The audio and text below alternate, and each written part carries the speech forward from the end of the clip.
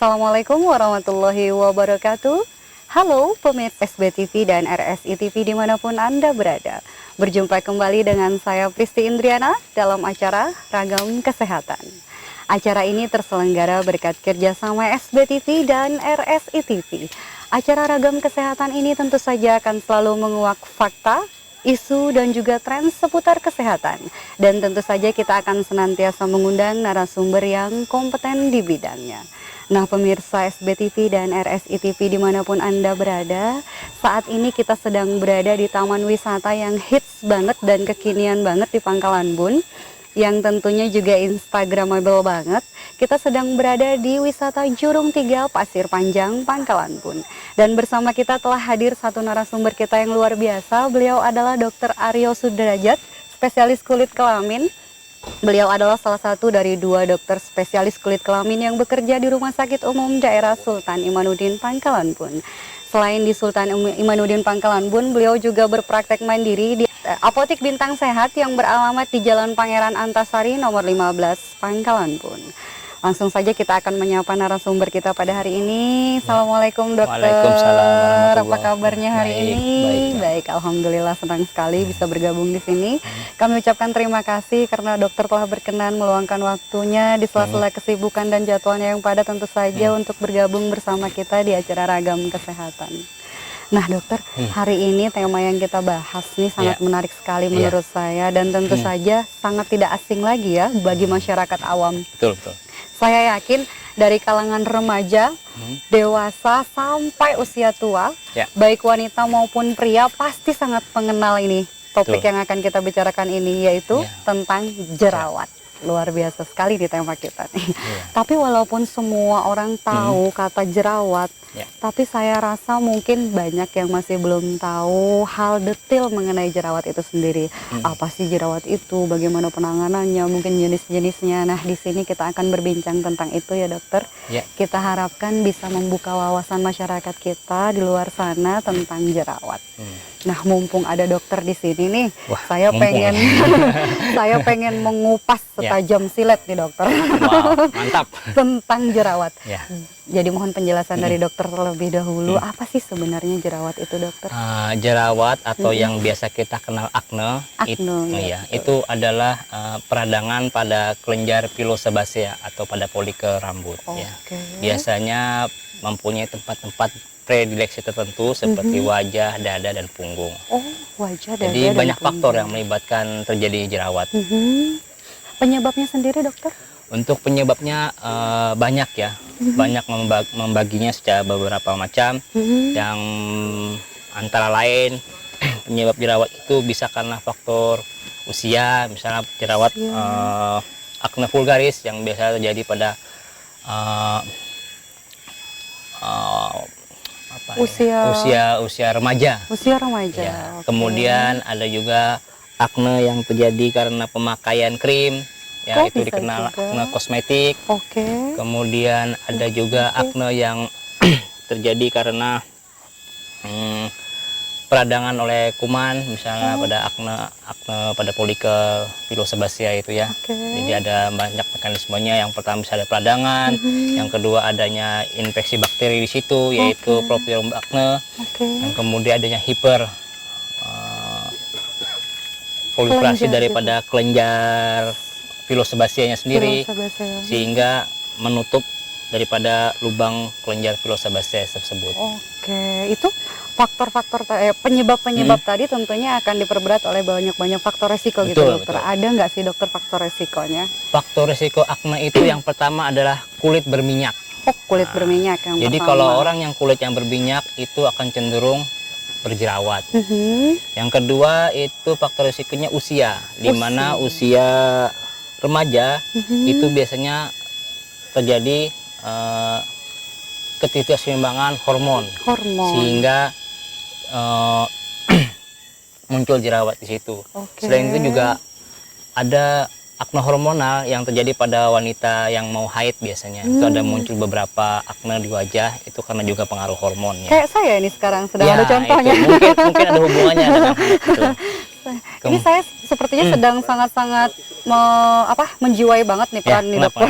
biasanya saya nggak pernah berjerawat, ketika tahu mau ngebahas jerawat bersama dokter, dia muncul satu di sini. Itu mungkin jerawatnya beda sebabnya itu. Jerawat rindu mungkin. Mungkin mau ketemu dokter kali. Jadi tadi ternyata ada Ya, banyak faktor risiko. betul. Tadi ada usia, ada kulit berminyak, Betul. ada hal lain lagi dokter? Ada pertumbuhan bakteri ya, yaitu Propionibacter acne, yaitu kuman yang penyebab jerawatnya. Kemudian adanya keratinasi dari folikel sehingga dia menutup lubang folikel tersebut. Akibatnya apa? Akibatnya sebum ataupun minyak itu nggak bisa keluar sehingga terjadi tersumbat, memunculkan reaksi peradangan. Tadi itu sempat ada dokter singgung salah satu faktor resikonya adalah kulit berminyak. Betul. Bagaimana dengan kulit seseorang yang mungkin cenderung normal, tidak berminyak? Ketika dia muncul jerawat, apakah itu ada pengaruh dari luar? Misalnya tadi kayak bakteri, kotoran mungkin karena tidak bersih mencucinya gitu? Ya, kalau misalnya untuk kulit normal atau kering, jarang sekali menimbulkan terjadi jerawat ya. Walaupun ada, biasanya jerawatnya tidak terlalu parah. Ya, faktor-faktor biasanya mereka itu bisa terjadi jerawat apabila ada penggunaan kosmetik ya, krim atau apa yang memanipulasi kelembapan kulit. Atau produksi minyak kulit. Jadi di situ termanipulasi akibat pemakaian krim sehingga muncul jerawat yang namanya jerawat kosmetik. Ternyata ada ya jerawat kosmetik ya. Padahal tujuan orang memakai kosmetik tentu saja untuk memperindah wajah gitu. Tapi ternyata malah bisa timbul jerawat gitu. Ya, karena kebanyakan kosmetik itu bersifat komedogenik. Jadi dia memudahkan terjadinya komedo. Komedo itulah cikal bakal terjadi jerawat. Padahal banyak sekali kosmetik yang menawarkan produknya untuk menghilangkan komedo, memperkecil pori-pori gitu ya dokter ya. Tapi ternyata juga bisa bersifat komedogenik. Iya, hampir semuanya bersifat komedogenik. Jadi memang harus sangat hati-hati dalam memilih kosmetik ya. Karena mungkin paradigma di masyarakat kita ini masih belum berubah ini. Kalau cantik itu putih gitu ya. Jadi rata-rata wanita-wanita, remaja-remaja gitu ya dokter ya, pengennya putih pakai krim gitu. Sebenarnya cantik itu lebih identik ke sehat. Kulit betul. sehat itu cantik dibandingkan harus memakai kosmetik pemutih dan lain-lain, karena banyak yang mengandung senyawa-senyawa berbahaya ya bagi kesehatan kulit wajah. Banyak yang mengandung hidroquinone, merkuri yang penggunaannya itu tanpa diawasi oleh ahlinya, sehingga bisa menimbulkan salah satunya jerawat, walaupun banyak efek samping yang lainnya seperti flek hitam, nanti wajahnya menjadi merah, kemudian bisa menipis, bahkan bisa terjadi penyakit kulit yang berbahaya seperti kanker kulit apabila memang dipakai terus-menerus, kemudian banyak terekspos oleh sinar matahari.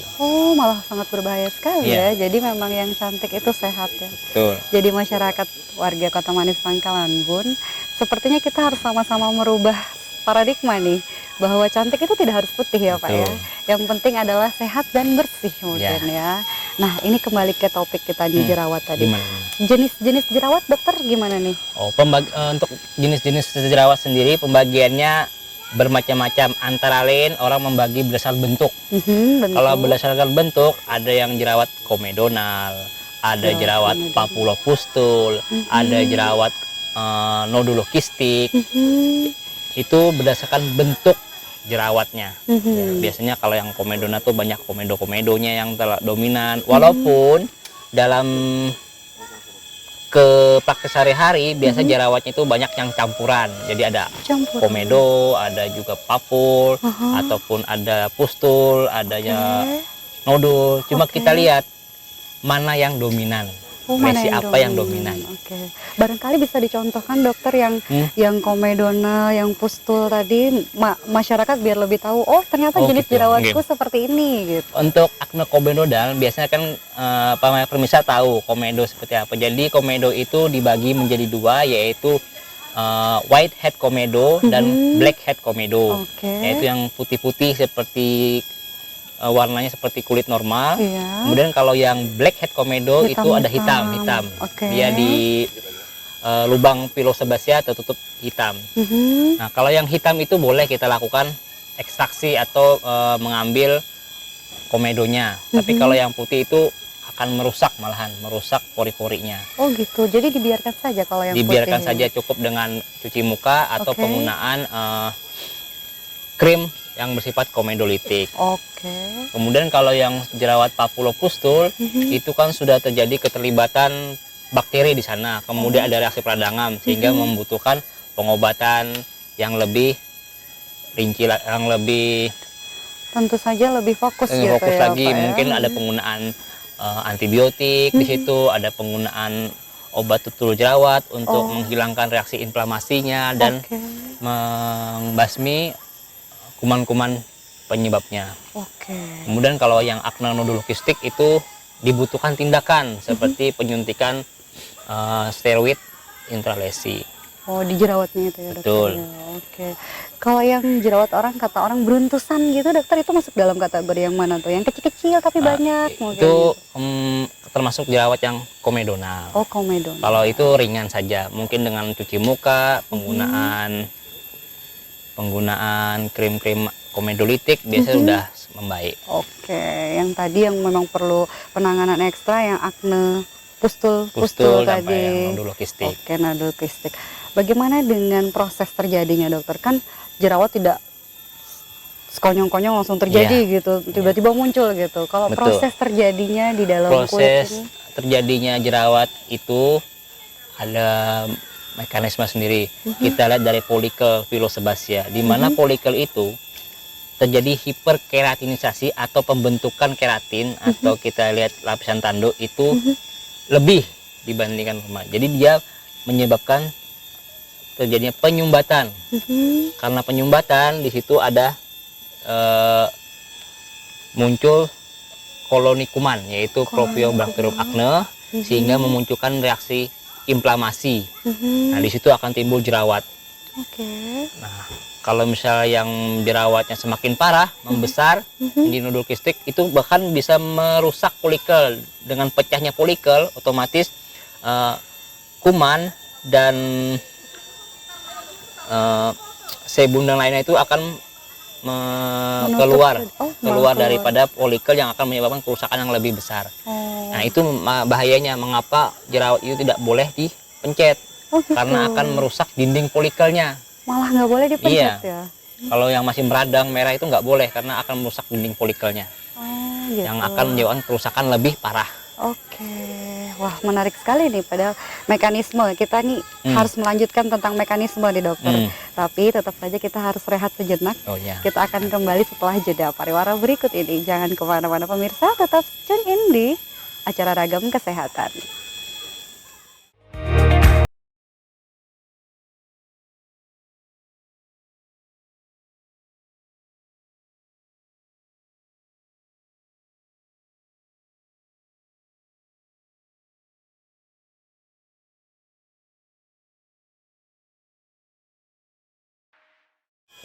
Baik pemirsa SBTV dan RSI TV, kita kembali bersama dalam acara Ragam Kesehatan, masih bersama Dr. Aryo Sudrajat, spesialis kulit kelamin, dan tema hari ini yang kita bahas adalah jerawat. Dokter, kita sambung lagi pembicaraan kita, semakin kesini semakin menarik. Wah ya, so Banyak pasti. sekali yang ingin saya kupas. Nah, tadi kita terhenti di mekanisme, mohon dilanjutkan. Tadi kan kata dokter bisa jangan dipencet gitu tadi ya, betul. kata dokter, karena akan bisa merusak folikel. Padahal saya dengar sering yang di masyarakat itu ketika jerawatnya meradang dan udah ada pesnya gitu kan, ada kelihatan tuh ya, nanahnya. katanya nanahnya itu harus dipecahin katanya gitu. Ada yang misalnya di masyarakat dibilang dikompres pakai odol, malamnya ntar besok dia udah pecah gitu. Atau pakai krim-krim yang produk-produk yang dijual yang untuk mengempeskan jerawat gitu ya. Apa itu sebenarnya bener nggak sih gitu? Ya, kalau pada jerawat yang bernanah atau yang meradang itu jangan dipencet. Oh gitu. Ya, tidak boleh sama sekali. Karena apa? Karena pada saat dia meradang, dinding folikel itu rapuh. Pada saat dipencet, dia produk-produk daripada bakteri dan reaksi inflamasi itu akan menyebar dan menambah lukanya lebih besar, sehingga menyebabkan kalau kita bilang bopeng. Iya betul. Nah, betul, bopeng. betul. Karena bopeng pada jerawat ini susah sekali dihilangkan. Jadi tidak bisa dihilangkan dengan krim-krim biasa saja, dan memang harus dibutuhkan tindakan ekstra, seperti tindakan-tindakan perawatan khusus pada kulit wajah untuk menghilangkan bopeng-bopeng tersebut. Dan itu juga butuh biaya mahal dan waktu yang lama. Oke, itu yang bisa berbekas tadi itu ya Pak ya? Bekas jerawat itu lebih susah mengobati bekas jerawat dibandingkan jerawatnya. Oh wow, ternyata selama ini salah persepsi kita masyarakat. Jadi yang katanya harus dipecahin sendiri, terus dikompres odol atau apa yang krim-krim produk itu ternyata tidak usah ya Pak ya? Tidak perlu mending ya? dikasih obat antibiotik untuk yang topikal khusus jerawat ya. Oh gitu. Itu pun hanya antibiotik tertentu yang bisa diberikan pada jerawat. Jadi tidak semua antibiotik yang bisa diberikan jerawat karena memang kumannya spesifik. Ternyata berbahaya ya. Saya juga sebenarnya masih kurang pengetahuan. Ini jujur aja nih, ini sini saya pencet itu kemarin. Mungkin karena rajin tangannya. Oh iya bener, gatal gitu. Memang kalau rajin tangan memang seperti itu. Gemes Pak, lebih tepatnya. Jadi kalau misalnya nih Pak sudah terlanjur terjadi peradangan tadi itu, sudah bernanah tadi itu, biasanya kita menunggu berapa hari Pak untuk prosesnya? Untuk proses penyembuhan gitu. Itu makan waktu agak lama ya, biasa 1 sampai 2 minggu. Itu pun kalau diobati secara tepat. Kalau seandainya dibiarkan saja gitu? Kalau dibiarkan saja ya lama, kadang-kadang bisa berhari-hari, berminggu-minggu. Ya, apalagi yang akne nodulokistik itu bisa sampai bulanan. Ya karena reaksi radangnya nggak hilang-hilang di situ aja. Oh gitu. Jadi memang harus ada campur karena kumannya kan belum mendapat obat. Jadi memang harus diobati ya ternyata. Dan pengobatan jerawat pun tidak bisa 1-2 minggu, butuh waktu sekitar 3-4 minggu. Nanti dilihat lagi, kontrol berikutnya kita lihat lagi apakah jerawatnya reaksi radangnya reda, apakah tidak. Kemudian nanti ada pergantian obat sesuai dengan kondisi jerawat saat itu. Jadi ternyata pengobatan itu disesuaikan dengan kondisinya saat itu. Ternyata ribet juga ya Pak ya pengobatan jerawat. Makanya orang kadang nggak telaten itu karena mesti beberapa kali kontrol. Padahal kalau di masyarakat mungkin dianggap sepele, hanya jerawat saja. Kan kalau jerawatnya ringan. Iya betul. Tapi kadang walaupun ringan Pak, 1 jerawat saja sudah membuat gegana Pak. Gelisah galau merana kalau sudah tumbuh. Ini seperti saya contohnya. Jadi Pak, untuk tadi pengobatannya disarankan memang diobati ya Pak ya, dengan pengobatan yang tepat. Jangan menggunakan tangan, karena kita nggak tahu tangan kita kotor apa tidak gitu, karena nanti akan menambah bakteri ya Pak ya. Betul, karena tangan ini kadang-kadang kan kita megang macam-macam. Iya betul. Memegang yang kotor gitu. Ada kumannya masuk lagi, ternyata kumannya dijerawat, tambah lagi kuman yang ada di tangan kita. Nah untuk waktu yang ideal Pak untuk datang ke dokter gitu, misalnya nih pengen ada jerawat nih 1 tumbuh, pengen cepet selesai gitu, pengen cepat sembuh gitu. Itu waktu idealnya datang ke dokter itu pas kapan gitu Pak maksudnya? Kalau jerawat itu sebenarnya kita mengobati jerawat itu tergantung pada saat pasien datang ya. Nanti pasien kita lihat apakah pasien ini masuk yang jerawat tipe komedona, apakah akne papul pustul, ataukah akne konglobata, atau nodul kistik. Nah, di situ nanti pengobatannya beda-beda. Jadi misalnya yang ringan cukup kita kasih krim malam saja, kemudian kita kasih sabun untuk menghilangkan minyak-minyaknya. Tapi kalau yang sudah akne papulopustul, mungkin dikasihkan adanya antibiotik sistemik ya, obat minum selama paling enggak 1 bulan, sama obat tutul jerawat. Tapi kalau yang sudah parah ya agak lama. Itu dilihat dari, selain dilihat dari bentuk jenisnya tadi, apa dilihat dari jumlahnya di muka, di wajah gitu Pak? Kalau berdasarkan jumlahnya jerawat kan bisa dibagi atas jerawat ringan, sedang, dan berat. Nah, untuk mengetahui ringan, sedang, dan berat itu dilihat lagi jumlahnya, jumlah dari komedonya, jumlah dari papulnya, pustulnya, apakah ada nodulnya. Nah, berdasarkan kriteria itu nanti dibagi apakah ringan, sedang, dan berat. Ya. Itu misalnya ringan itu kurang dari misalnya 50 resinya, berat itu misalnya sekitar 100, kemudian yang sedang itu 50-100. Dari situ kita lihat, untuk apa sih pembagian ringan, sedang, dan berat? Itu yang penting. Iya, Karena betul. untuk menentukan terapinya. Oke, harus menentukan Iya. terapi yang tepat gitu. Ya, karena dokter. jerawat yang ringan, sedang, dan berat itu terapinya beda-beda. Oke. Jadi kalau misalnya nih Pak, kayak kulit saya menurut saya cenderung normal gitu Ya. ya, tapi hormonal tadi itu ketika satu waktu saya akan kedatangan tamu rutin, itu bisa muncul satu, tapi Ya. hanya di daerah sini saja.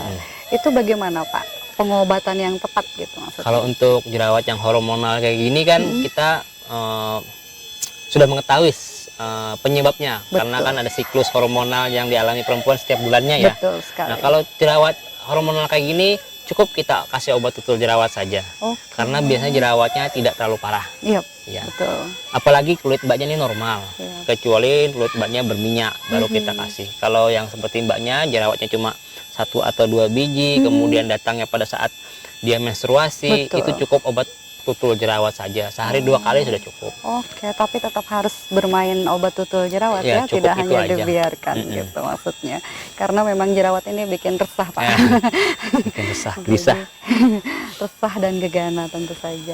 Nah, tadi sudah ada kita bahas pengertian jerawat, penyebab, faktor resiko, mekanisme terjadinya juga, dan pengobatannya juga. Ya. Nah, sekarang nih poin penting banget nih Pak, pencegahannya. Nah, Ini yang penting. paling harus masyarakat tahu nih gitu ya Pak ya. Oke.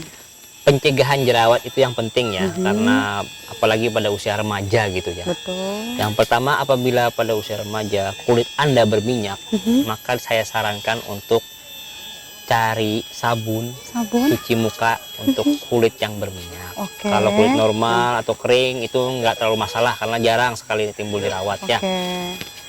Tapi tetap saja harus dibersihkan. Harus cuci muka, ya. Cuci muka itu ya sehari 2 kali, jangan terlalu sering. Malah tidak Karena boleh kalau terlalu sering, minyak yang ada di wajah itu terangkat, bikin kering, itu juga akan membuat kulit rusak. Oh gitu. Jadi, Malah karena minyak itu, minyak juga berfungsi. iya, ya? karena dia fungsinya untuk melembabkan Oh kulit. gitu. Oke, baik. Oke.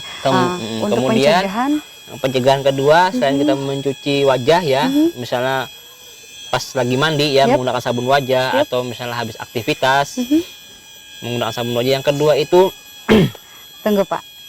Yang kedua dirahasiakan Iya. dulu. Kita rehat dulu dan kita lanjutkan setelah jeda iklan berikut ini. Stay tune.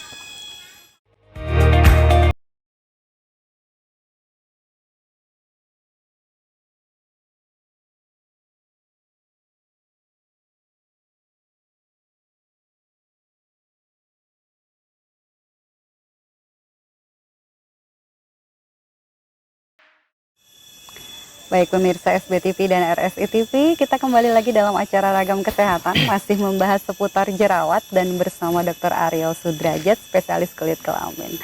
Dokter, kita lanjutkan kembali. Semakin kesini semakin menarik, semakin banyak saya ingin tahu mengenai jerawat tadi. Dan tadi kita sudah terputus di pencegahan dokter. Satu tadi pembersihan yang pasti ya Pak ya. Lanjut. yang kedua itu batasi penggunaan kosmetik. Jadi kosmetik itu dipakai seperlunya saja. Oke. Misalnya pada saat kita mau kerja atau mau kondangan. Baik. Kemudian setelah memakai kosmetik wajib dicuci. Betul. Ya. Kenapa? Karena kosmetik ini banyak produknya yang bersifat komedogenik sehingga menyebabkan atau memudahkan terjadi komedo. Kemudian kosmetik sendiri itu bisa menyumbat pori-pori. Nah, kalau kita tidak rajin mencuci muka, Betul.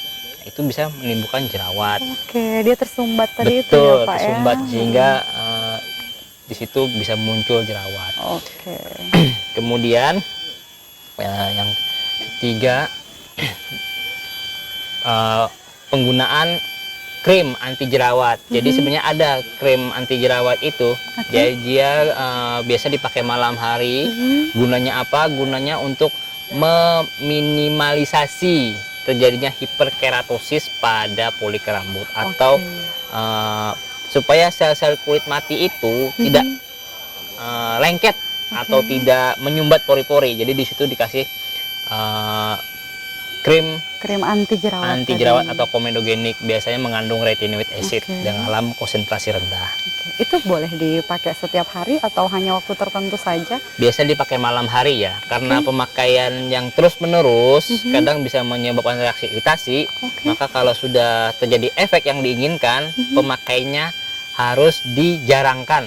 Artinya bisa selang 1 hari, selang 2 hari, tergantung kondisi kulitnya. Oh, semacam tapering up gitu. Betul, ya Pak ya, tapering berarti up. sampai-sampai tidak memakai sama sekali gitu ya. Selanjutnya ada Pak, selain pembersihan, hindari kosmetik yang berlebihan, kemudian bisa menggunakan anti akne juga gitu. Kalau pendapat awam itu kan kadang-kadang, Pak, kalau misalnya makanan tuh gimana Pak? Nah itu dia, betul. Apakah makanan yang mengandung lemak atau Kacang makanan gitu tertentu katanya. itu bisa menyebabkan jerawat atau tidak? Pada penelitiannya, makanan itu tidak ada yang menimbulkan jerawat. Oh gitu, Ya, ternyata mau yang tidak berlemak ada. ataupun yang memperparah kejadian jerawat. Karena jerawat sendiri itu multifaktorial. Tapi anggapan di masyarakat kan kalau makan ini, makan itu kan mudah jerawat. Sebenarnya itu tidak ada. Yang paling sering saya dengar itu makan kacang gitu. Iya, makan kacang katanya mudah jerawat, itu sebenarnya nggak ada. Oh, ternyata tidak benar. Betul, ya, Pak, tidak ya? benar itu. Karena sudah diteliti sama orang, pada sekian orang, kemudian yang satunya itu makan kacang dikasih, terus yang satu yang enggak, ternyata tidak ada perbedaan signifikan antara keduanya. Kalau memang jenis kulitnya tidak berminyak, Betul, makan kacang kalau jenis sebanyak-banyaknya kulit juga itu tidak yang apa-apa. sangat menentukan. Betul, baik sekali. Jadi memang harus tahu jenis kulitnya ya Betul. Pak ya, yang tepat ya. Bagaimana dengan stres dan tidur Pak? Apakah berpengaruh? Ya, kalau stres dan tidur itu sangat berpengaruh ya, karena kulit kita itu butuh istirahat juga. Yap. Ya, kalau misalnya orang yang kerja terus, stres terus, maka akan merangsang hipersekresi daripada atau pengeluaran kelenjar minyak. Nah, jadi kan kalau misalnya kita kurang tidur pasti wajah kita berminyak kan? Betul. Nah, itu salah satu faktornya. Kemudian kulitnya juga akan terjadi percepatan pada pengelupasan kulit. Sehingga kalau berminyak, kulitnya mengelupas, akan menyumbat pori-pori. Nah, itu sumbernya. Jadi salah memang satu tidur yang cukup memang sangat iya, berpengaruh betul. ya, sangat baik Tidur sekali. itu sangat baik, tapi dengan waktu yang cukup. Iya, betul. Tidak boleh berlebihan juga. Betul, kebanyakan tidur juga kapan kerjanya kan ya. Iya, betul. Kalau kekurangan tidur juga tidak baik ternyata ya. Dan bagaimana dengan stres? Sama, stres juga nanti kerjanya akan memacu persarapan. Pada kulit kan ada persarapan juga. Dan di situ ada persarapan parasimpatis dan simpatis pada folikel rambut. Yang ujung-ujungnya nanti akan menyebabkan terjadinya produksi kelenjar minyak atau sebum. Oh gitu. Nah, itu salah satu faktornya. Jadi ditambah dengan misalnya orang itu selain stres, susah tidur, kemudian dia juga jarang cuci muka. Nah, akibatnya kuman juga tumbuhnya lebih cepat. Apalagi kalau sudah kecapean gitu ya Pak ya, pengennya tidur malah lupa cuci muka, ternyata bahaya juga. Iya, makanya kalau mau tipsnya, kalau mau kulitnya jarang jerawatan, harus rajin cuci muka, terutama malam hari. Terutama malam hari. Tapi kata Bapak tadi tidak boleh terlalu sering juga cuci muka ya.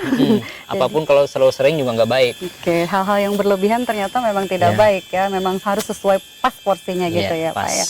Jadi pagi hari dan malam hari itu pasti harus. Tapi kalau di tengah-tengah misalnya nih, kayak kita habis kondangan gitu perempuan misalnya siang hari gitu ya. Nah, pengen tidur siang, cuci muka dulu lebih baik gitu ya Pak. Lebih baik karena waktu habis kondangan kita pakai make up kan ya, atau lipstick segala macam ya.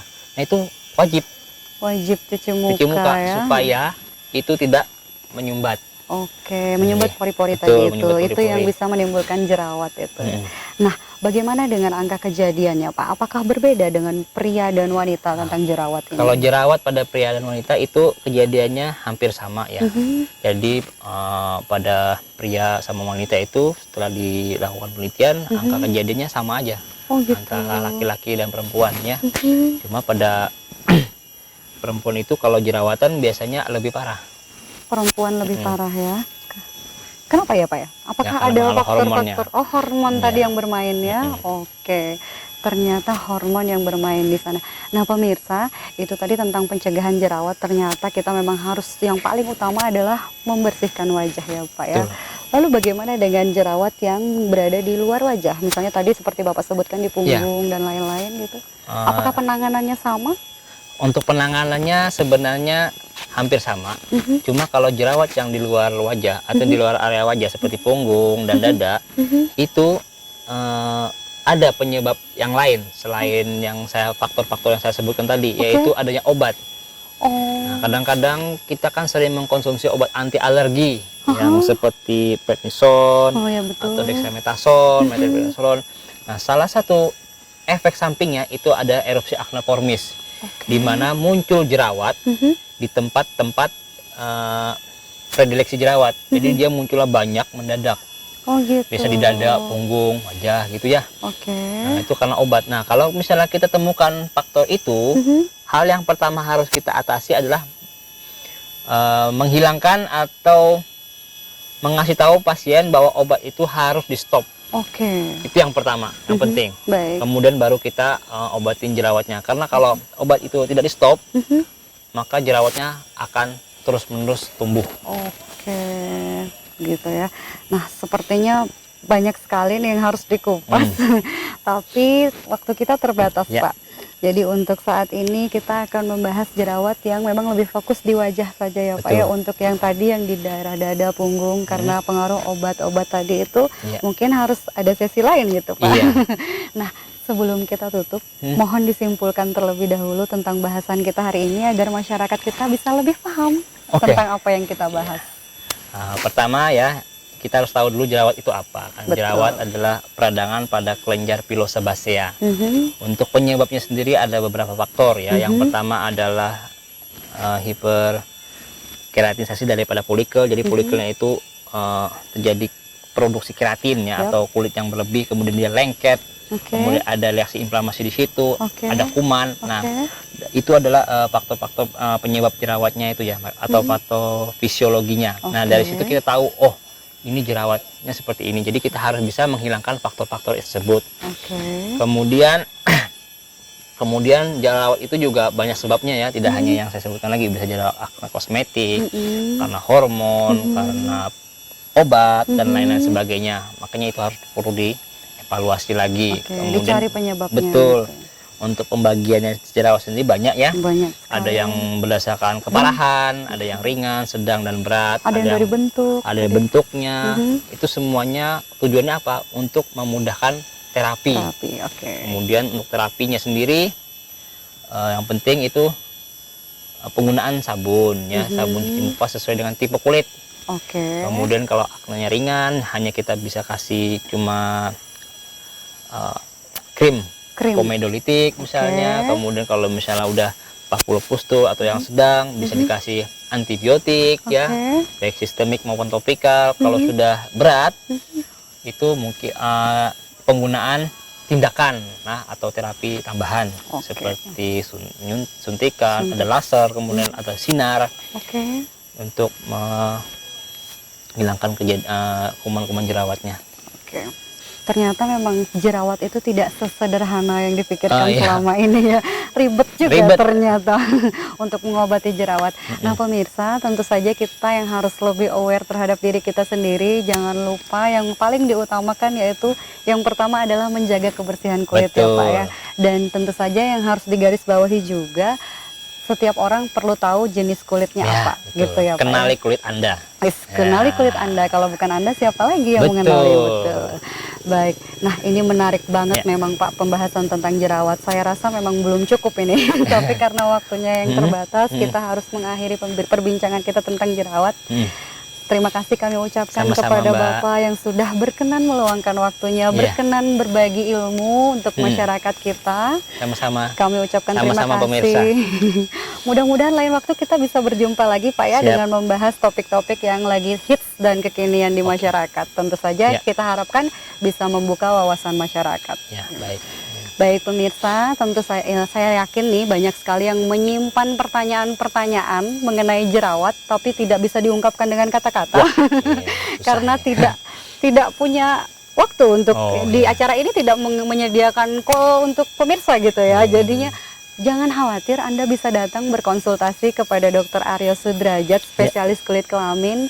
Anda bisa datang ke Poliklinik Kesehatan Kulit Kelamin di Rumah Sakit Umum Daerah Sultan Imanuddin Pangkalan Bun. Bapak berpraktek di Poli hari apa, Pak? Saya prakteknya hari Senin, Selasa, Rabu ya, mulai jam 08.00 sampai jam 11.00 pagi. Oke, bisa juga datang ke praktek mandiri beliau di Apotek Bintang Sehat yang beralamat di Jalan Pangeran Antasari nomor 15. Beliau berpraktek di sana sejak hari Senin sampai dengan Sabtu. Betul. Pukul 18.30 sampai dengan 20.30 waktu Indonesia Barat ya Pak ya.